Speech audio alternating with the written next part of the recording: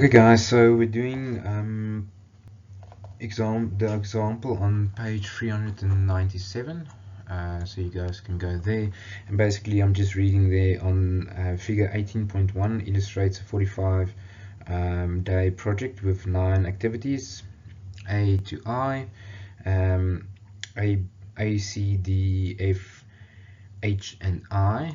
These ones are all on the critical path. And activities B, G, and E has a float of 15, 24, and 9 days respectively. Okay, so and a total time period of 45 days. Okay, and it's very similar as any histogram, where you first do your Gantt chart, where you list or put everything on your Gantt chart as normal. You list your items, you have your specific items. Don't ask me what the specific items are. I don't think it's relevant for us at this stage, but basically what you do is you list the number of laborers that you need. For instance, here we need 2 laborers per day for item A. For item C, we need 6 laborers per day, and D 2, and so forth and so forth. Okay, so what you do is you list those laborers and you add the number of laborers that you need per day.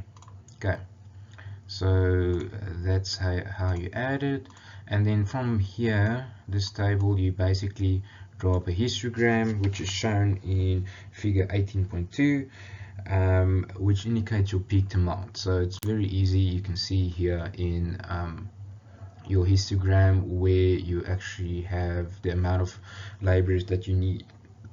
So you can see you start out with only 2, and then on day 5 it peaks at 10, 7, and so forth. Okay, now the example continues to say or indicate the amount of the maximum amount. Okay, so the problem with the contractor is that he only has 6 joiners available to work on this project. If the project completion date is not to be extended, the only solution to the problem is to level the labor demand within the program according to the number of joiners available. This means adjusting the work activities within the available float, but obviously not the critical ones. To reduce the peak labor demand situation, this is shown in figure 18.3. Okay, so here's the line that I just drew in. He only has 6 laborers available, so obviously he has to make a plan during this peak sessions there and there to level his resources. So looking at figure 18.2, you can see this is basically the histogram, just showing the amount of laborers that you need. A, C, D, F, G is the critical labor, whereas you have B, G, E, and G, which continues through here, which gives you a critical or the non-critical labor items. Okay, so if the project completion date is not to be extended, the solution to the problem is to level the labor demand within the program according to the joiners available, like I said.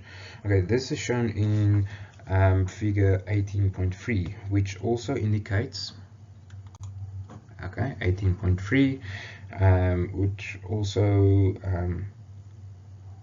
indicates improved continuity of work by the joiners. Okay, so basically items B, G, or B, E, and G are drawn out over this section. So basically, instead of having B on top and E and G staggered here, they could put these items, move them to a later stage, and actually level out the peak demand. So you can see the peak demand now level is within the 6 laborers per day.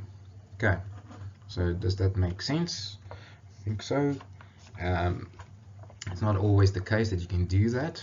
We'll see in the next example that we're going to look at that sometimes your project will move out. This is shown in figure 3. Okay, the solution is not ideal, however, because there's a fall in demand during days 17 to 24. That's now from there to there. And this gives the site manager a problem from a labor control point of view, because the joiners may find work on other sites, etc. Okay, so basically these joiners have to wait until these guys are done with their work, so B and C. So it's not ideal, but what it does is that the amount of resources are optimally used by the main contractor, but the subcontractor in the end loses out because he cannot start with his fitting after item B is finished. Okay, so that's more or less the nutshell, in a nutshell, that example. I also wanted to do that example that was done in PKM and free, which you guys might recognize, but I just want to quickly touch on it again. Is the resource planning is a technique used in conjunction with the critical path network to integrate resource requirements into a critical path network or project schedule. Okay, so good practice in critical path method is that the duration of the activity should be driven by the volume of work and the amount of resources available. Okay, so here we've got a scenario. We've got, let's consider the earliest our earlier pipeline or pipeline project, and assume that the durations were derived from the following sources. So you've got 1, 2, 3, 4, 5, 6, 7, 8 activities with the durations, with the machinery need, okay, and then the amount of labor resources that they need. Okay, so this is nicely drawn out, so it's nicely visualized. So it's the same process as the previous example. You list the items and you draw your Gantt chart, and nicely in Excel you can actually put in your labor requirements. So here they only put in the labor requirements, so the amount of plant is listed here at the bottom. Okay, so you can see how the labor is added up. Here you've got, it goes up to 6, 5, 3, and then you peak at 10 here, and then here you can see here you've got a TLB and a BOMAG that is actually listed here or needed, and here the same. Okay, so manual excavations, you've got some compaction there that's needed, or your bedding which needs to be compacted. Okay, so you can see the labor histogram is drawn out, same as the previous one, and then you can see your machinery, which is drawn out here. You need 1 BOMAG and 1 TLB. On this particular day you need 2 TLBs, and this is basically what the exercise shows, is that you don't have 2 TLBs to use, and you don't have money to use or to get a new one, so you have to do a bit of resource leveling, and this is where you cut off your resources. Okay, so okay guys, so what we did was we basically did a bit of resource leveling. So instead of on day 7 where we had 2 TLBs that we required, we replaced the required TLB, only used the TLB to lay the pipes. But if we don't use the TLB, it extends this manual excavation. So we, instead of using or being completed within 2 days, the manual excavations, we now need 4 laborers for 4 days instead of this 1 day where we had the 1 TLB to our disposal. So what basically happened was we took away the 1 TLB here on this 1 day, and we added 4 laborers per day to this item, and for 4 days. So our labor increased to 7 these days, so that's what changed. And what also happened was